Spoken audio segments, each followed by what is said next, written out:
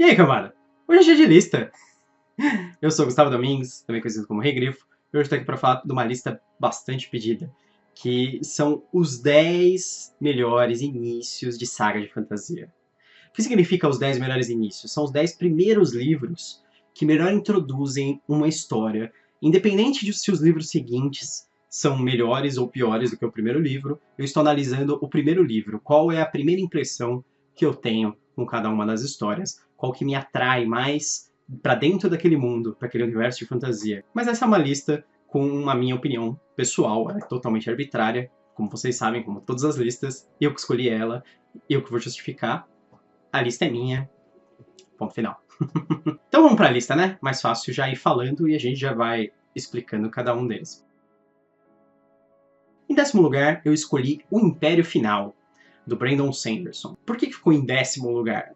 Quase ficou de fora da lista. O Império Final é o primeiro livro da trilogia Mistborn, que também acaba sendo uma saga, né? Porque já saiu até uma outra trilogia, que na realidade é uma quadrilogia aqui no Brasil, que é a Segunda Era de Mistborn. Mas o primeiro livro introduz o universo, então ele introduz diversos personagens, que é legal que nas outras eras, como elas passam muito, muito tempo depois, esses personagens são meio que personagens lendários do passado. Então ela tem uma das minhas protagonistas femininas prediletas, que é a Vin. O livro, ele é cheio de falhas, ele tem muitos defeitos, mas ele é um livro que tem uma história enxuta, autocontida, ela encerra. Ele também apresenta um universo muito legal, apresenta poderes diferentes, uma magia totalmente única, vilões e reviravoltas. Então eu acho que ele é um início de saga muito bom. Ele tem muitos problemas narrativos, muitos problemas do linguajar do Sanderson mesmo, problemas estruturais, mas eu acho que como primeiro livro, ele funciona muito bem para te atrair, para que você queira ler o resto, e ele me fez querer bastante que eu lesse os demais livros. Em nono lugar, eu escolhi O Aprendiz de Assassino, da Robin Hobb. Ele é o primeiro livro da trilogia da Saga do Assassino, e ele também é o primeiro livro da mega saga que é O Reino dos Antigos. O Aprendiz de Assassino, ele conta a história do Fitz, né? E eu acho que ele é uma excelente introdução, tanto ao personagem, que viria a ter 9 livros, atualmente tem só sobre o Fitz, como também uma introdução ao Reino dos Antigos, a esse universo que a Robin Hobb criou, de fantasia, com uma magia bastante sutil em geral, e depois acaba se tornando um pouco mais escandalosa, mas no primeiro livro ela introduz bem, e também ela introduz o estilo dela de escrita, que é aquele estilo extremamente pessoal, assim, muito focado em personagem, em desenvolvimento de personagem, ao invés do desenvolvimento de história, de metaplot, daquele enredo do mundo todo, ela está desenvolvendo exclusivamente o Fitz lá dentro, contando aquela história pessoal dele. Então, também é uma ótima introdução para a autora, na realidade, eu acho, para o estilo dela, para o que ela vai explorar ao longo de toda a grande saga, que é O Reino dos Antigos, e também a história do Fitz em geral. Em 8º lugar, eu escolhi O Último Desejo, do Andrei Sapkowski. O Último Desejo, ele é o primeiro livro da saga do Bruxo Geralt de Rivia, e ele tem um formato de contos, então ele é muito associativo com o Conan, só que infelizmente o Conan, depois ele nunca teve romances. Ele tem meio que uma novela, que é, no caso, A Hora do Dragão, mas diferente do Conan, o Geralt ele começou como contos, só que depois ele passou a ter romances, ele acabou virando uma saga, né, de 7 livros. E eu acho muito legal a série do Witcher em geral, e eu adoro a introdução dele, eu adoro o primeiro livro, aqueles contos, aquelas histórias autocontidas, aqueles meio plot twists que ele dá em contos de fada conhecidos, a introdução à mitologia polonesa, eslava, e esse universo de fantasia novo que ele criou com bastante magia, e esse personagem absurdamente interessante, que é o Geralt, o bruxo, que é um caçador de monstros. Então, eu acho que ele é um livro que ele tem um bom sucesso, apesar de ele foi uma coxa de retalhos, no sentido que ele pegou vários contos e ele uniu esses contos, mas depois ele criou uma história superveniente para unir todos esses contos. Então é meio que o Geralt se recuperando de um ferimento extremamente grave e ao mesmo tempo lembrando das histórias dele, conversando com outros personagens sobre as histórias dele, e aí são introduzidos esses contos, essas histórias que ocorreram. Então isso que eu acho muito legal, eu acho uma excelente introdução ao personagem. Foi um livro que me deixou muito empolgado quando eu li. Eu queria muito que saísse os outros na época, saíram super rápido, na verdade, Martins Fontes foi exemplar nas edições do Witcher. Uma das poucas sagas de diversos livros assim que foram lançados até o final aqui no Brasil. Então, essa é uma saga que você pode ler inteira atualmente e começando com O Último Desejo. Em sétimo lugar, eu escolhi O Nome do Vento. O Nome do Vento, né, do Patrick Rothfuss. A gente fez um podcast recentemente aí. Ele é um livro que eu gosto bastante até. Eu tenho muitos problemas com o personagem principal, eu detesto o personagem principal, mas a introdução ao universo e aquela história dele de vingança, de perseguir o Chandriano e todo esse tipo de coisa, eu acho que funciona muito bem no primeiro livro. Dá uma enrolada grande? Dá. Também é um desenvolvimento bem devagar, como seria o Aprendiz Assassino? Em partes, mas é um desenvolvimento não tão focado no personagem, no desenvolvimento psicológico do personagem, mas é no desenvolvimento do que o personagem quer contar, porque a gente está tendo a narrativa em primeira pessoa de um personagem que é um narrador, entre aspas, habilidoso, e ele quer contar de forma dramática e só as coisas importantes para ele. Eu acho que é uma boa introdução para a história. O segundo livro saiu, eu gosto bem menos do segundo livro. Eu espero que melhore a história em geral a partir do terceiro, se um dia sair, né? Em sexto lugar, eu escolhi O Feiticeiro de Terra-Mar. Feiticeiro de Terra-Mar foi escrito pela Ursula K. Le Guin. Ele era para ser um livro sozinho, né? Mas ele acabou se tornando o primeiro de uma saga de 5 livros. O Feiticeiro de Terra-Mar, ele nos introduz ao Ged, que é praticamente o personagem principal da maior parte da saga. E ele também é conhecido como o Gavião, e ele é um mago extremamente poderoso, né? Um feiticeiro. E a história dele, no primeiro livro, é só uma história de autoconhecimento, de aprendizado. Ele tem muito a ver com O Nome do Vento, só que é uma história conclusiva, ela tem um encerramento. E é engraçado que é uma história que praticamente é uma história que não tem vilão, não tem oponentes, e ao mesmo tempo é uma história interessante, extremamente sintética. A Ursula Le Guin, ela escreve muito em poucas palavras, então eu acho que é um livro que vale uma releitura para aqueles que leram uma vez só, prestando bastante atenção no que está ocorrendo e todo aquele drama psicológico que existe por trás do Ged, né? Que é uma coisa que fica bem em segundo plano, assim, é muito escondido, é uma história dentro da história. A gente vê só uma história principal de um feiticeiro viajando de um lado para o outro, resolvendo problemas, mas na verdade existe uma história dentro da história que muitas pessoas acabam não pegando por estar tentando só ver o óbvio da fantasia lá, e ele não é uma história só óbvia. Ursula Le Guin nunca é uma escritora óbvia. Então, você tem que acabar lendo nas entrelinhas do livro. Em quinto lugar, eu escolhi A Companhia Negra. A Companhia Negra foi escrito pelo Glenn Cook, e ele é um livro que eu adoro, assim, eu acho muito, muito legal. Ele como um início de história, um início de saga, ele foi feito para ser um início de saga mesmo, tanto que ele tem um gancho forte no final do livro. Mas ele, para a época, ele era um livro absurdamente inovador. Ele começou com a ideia do Grimdark e de uma narrativa mais solta, assim, uma narrativa não tão pesada de informações, ele não te sobrecarrega com tipo, explicações sobre o mundo, esse tipo de coisa. Nós temos um personagem narrando a história da companhia de mercenários, que é a Companhia Negra, e eu acho que ele, com o primeiro livro, ele é incrível, ele pauta muito bem como vai ser toda a saga da Companhia Negra, ele explica muito bem, ele tem uma história sensacional, fechadinha, ela tem um gancho no final, mas a história do primeiro livro ela é fechada, tem um encerramento, uma conclusão, mas eu acho que você fica querendo saber o que mais vai acontecer, né? E ele acaba sendo o primeiro livro da primeira trilogia da Companhia Negra. A primeira trilogia saiu inteira aqui no Brasil. Infelizmente, a Record não lançou os demais livros, que existe uma outra trilogia, quem sabe um dia.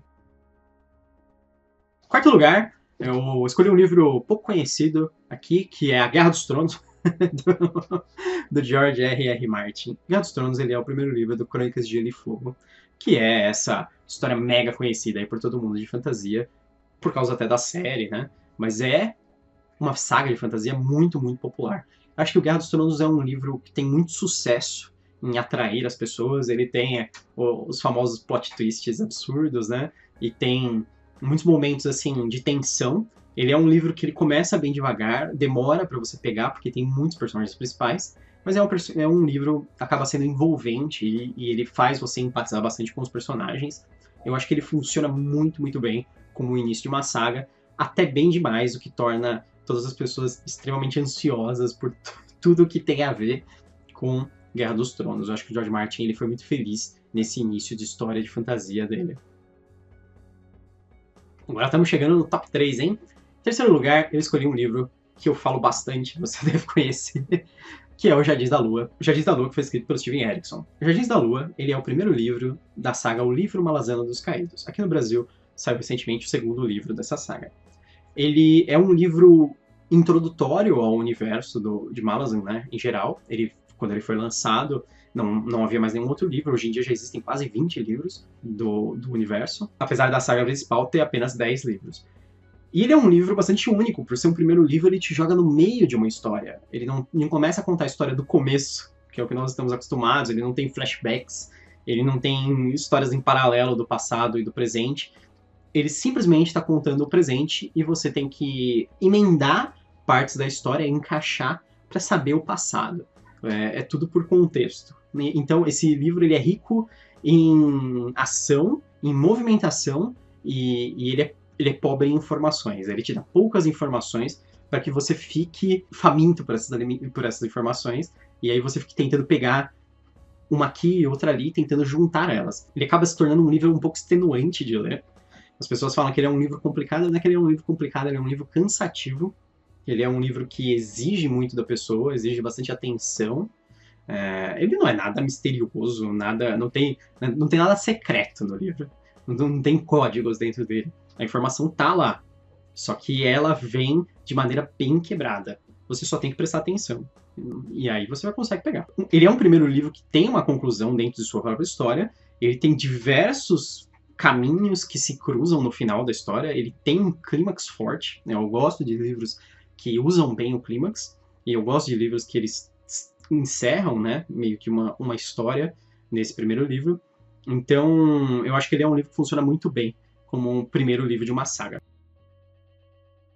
Em segundo lugar, eu estava discutindo comigo mesmo se ele é o primeiro livro da saga ou se um outro livro é.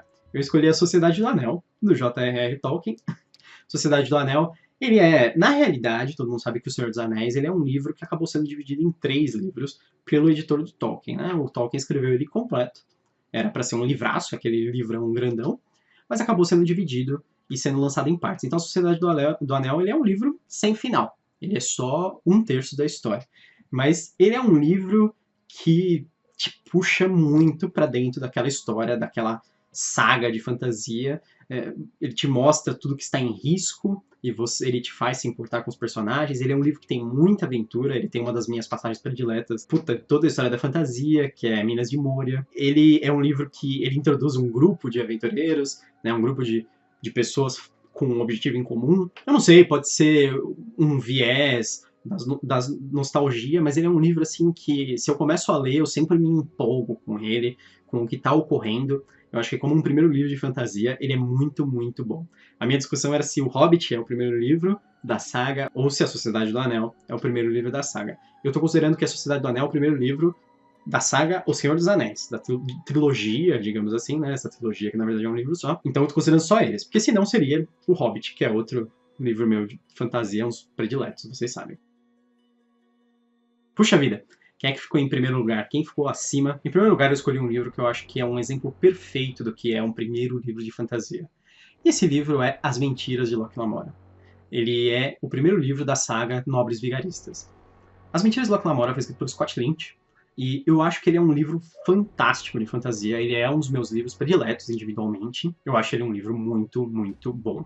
Ele é um livro que trouxe ideias novas, um cenário interessante, um universo bem construído, bem apresentado, tudo dentro de um primeiro livro. Ele tem uma narrativa bem feita, que é essa narrativa do passado e do presente, com personagens bem interessantes. Eu gosto da história do Locke criança, como um jovem ladrão ainda aprendendo tudo. E eu acho sensacional a história do Locke adulto e de sua gangue sendo golpistas nesse universo de fantasia, né? Eles não são meros ladrões, arrombadores, esse tipo de coisa, punguistas, né? Eles são estelionatários. Então, essa ideia dentro do universo de fantasia, eu acho que é a coisa inovadora.